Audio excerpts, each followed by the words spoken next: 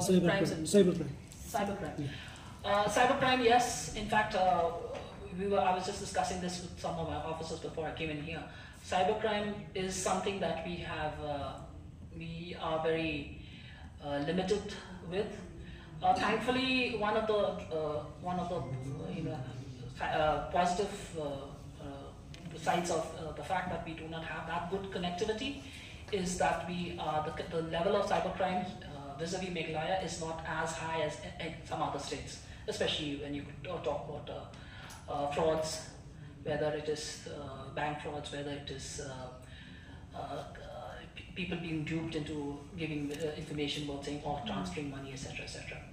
Cybercrime is something that we're working very closely with the Government of India.